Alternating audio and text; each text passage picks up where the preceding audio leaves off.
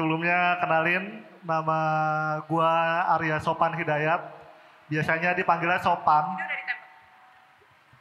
Karena gua Sopan jadi gua pakai aku aja kali ya, biar sesuai dengan nama. Jadi aku Sopan, aku dari Bekasi. Oke. Ada yang orang Bekasi? Wih banyak ya. Ya. Tapi di sini aku nggak bakal cerita tentang Bekasi karena temanya bukan itu. Jadi aku bakal bahas tentang resolution versus reality. Tapi sebelum ke situ, aku Sopan dan aku 26 tahun, jadi masih cocok lah ya ikutan acara kayak gini, masih 20-an. Dan BTW aku tuh INFJ, jadi sebenarnya agak gugup banget buat ngobrol di depan banyak orang. Jadi kalau nggak lucu nggak apa-apa ya. Kalau Oke, bulan Desember kemarin aku tuh datang ke sebuah event besar namanya Festival of Twenties. Di sana aku melihat ada banyak sekali speakers dan juga storytellers. Mereka membawakan cerita mereka masing-masing. Aku duduk di antara ribuan penonton di sana. Lalu aku sempat bengong sedikit kayak mikir, bisa nggak ya aku suatu saat ada di depan sana. Bisa nggak ya aku ada di depan banyak orang dan aku berbagi cerita dan pengalaman hidup yang aku punya. Dan alhamdulillahnya, sumpah merinding banget. Hari ini tuh jadi hari yang sangat memorable buat aku sendiri karena punya kesempatan untuk berdiri dan bercerita di teman-teman semua. Jadi makasih buat In Our Twenties yang udah kasih aku kesempatan. Ngomongin soal resolusi ya, di sini ada nggak sih yang setiap awal tahun tuh selalu bikin resolusi? Ada?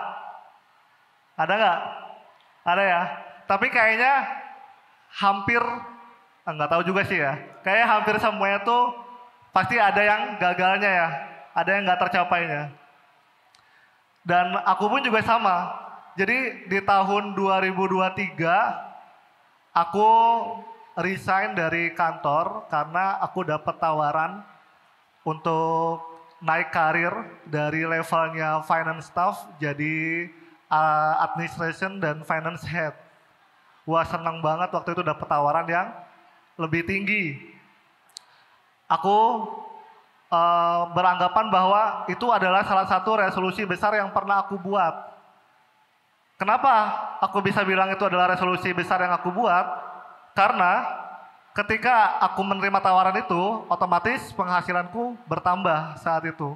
Dan tujuanku saat itu adalah pengen deh aku tuh sebagai anak pertama di rumah punya penghasilan yang cukup untuk membantu orang tua dan juga adik-adik di rumah. Kemudian setelah itu ya aku probation. Jadi ceritanya probation dulu selama 3 bulan. Di bulan pertama ya biasa aku belajar hal baru, mulai dijelasin tentang tupoksinya seperti apa. Lalu di bulan kedua dan ketiga, aku kayak ngerasa udah ngelakuin terbaik yang aku bisa. Tapi ternyata setelah 3 bulan tadi, aku gagal. Jadi aku gagal probation dan saat itu perasaanku sedih banget. Bahkan ketika aku tahu bahwa aku gagal probation, aku tuh nggak mau pulang sebenarnya. Karena takut banget. Apalagi kalau orang tua aku denger gitu. Wah anaknya gagal ya di karir yang dia mulai. Dan aku pikir tadinya resolusi ini akan tercapai karena aku jadi punya penghasilan yang lebih besar dan juga aku punya kesempatan untuk bantu orang tua. Tapi ternyata aku gagal di probation yang aku jalanin. Dan akhirnya aku beranggapan bahwa resolusi itu kayaknya bukan sesuatu yang aku banget gitu. Karena ternyata pada akhirnya semua resolusi atau mimpi yang aku buat gagal. Dan waktu itu ada 2 opsi sebenarnya. Opsi pertama adalah aku di-cut dari pekerjaan itu. Opsi kedua, aku dipindahin divisi tapi turun jabatan. Jadinya ya kembali lagi ke level staff tadi. Nah, impact-nya apa? Impact-nya adalah aku jadi dilema banget. Dilema banget. Kenapa? Karena di satu sisi aku kayak merasa gagal, di sisi lain ada kesempatan datang. Dan kenapa aku bisa gagal gitu ya? Dan saat itu perasaan aku adalah aku kecewa sama diriku sendiri. Kayak kok bisa sih Van lu gagal gitu di probation? Kayak lu ngapain aja? Terus aku merasa jadi orang yang gak berguna waktu itu. Kemudian ada perasaan bersalah yang timbul karena aku benar-benar merasa jadi anak pertama tapi gagal. Kemudian aku juga sering mengutuki diri kayak merasa rendah lah. Karena yang pertama aku malu sama diri sendiri, malu sama orang tua, dan malu juga sama rekan-rekan kerja saat itu.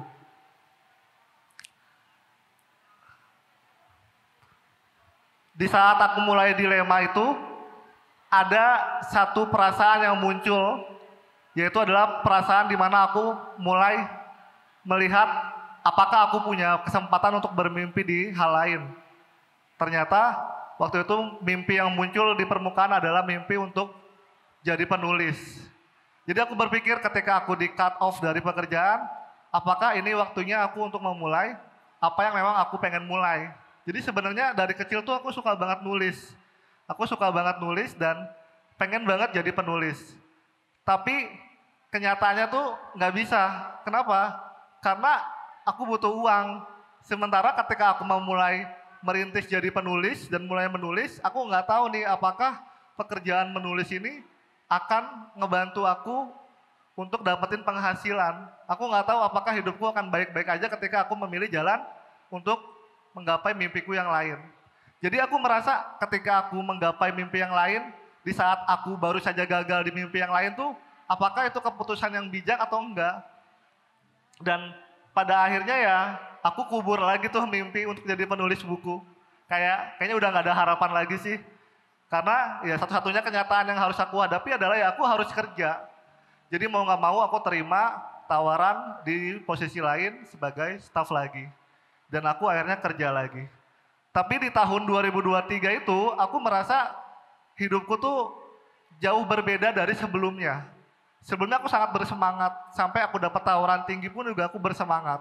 Tapi ketika aku mulai posisi baru, aku nggak punya arah lagi karena aku nggak tahu nih sebenarnya apa yang aku tuju, apa yang aku pengen capai.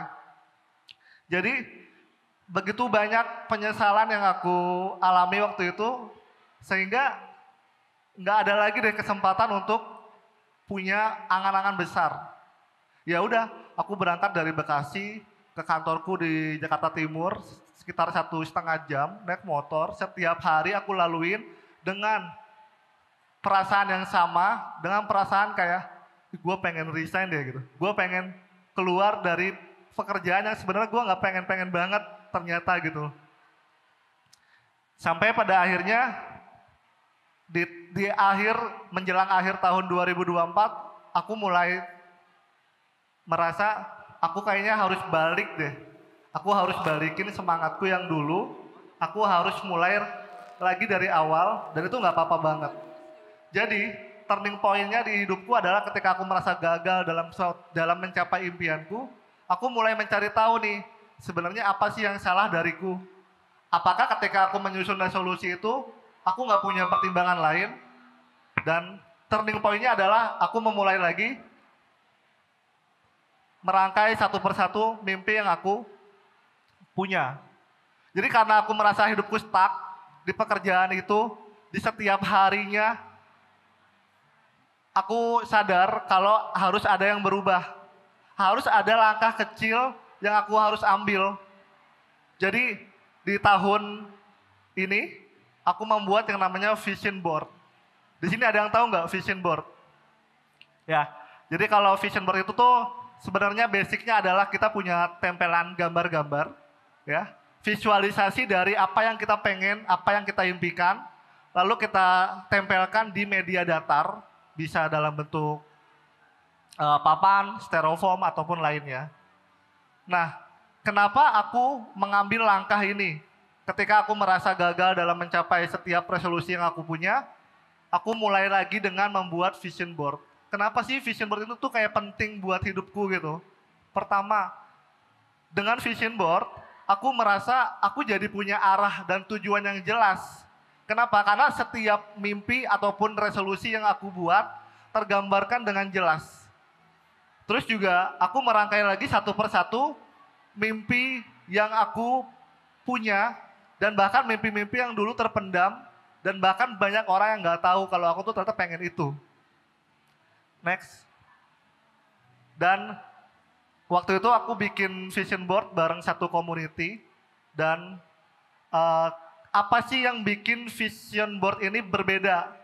Emang kenapa kalau kita bikin resolusi ya udah tulis aja di notes HP atau ya udah tulis aja di buku journaling gitu. Kenapa harus aku bikin vision board?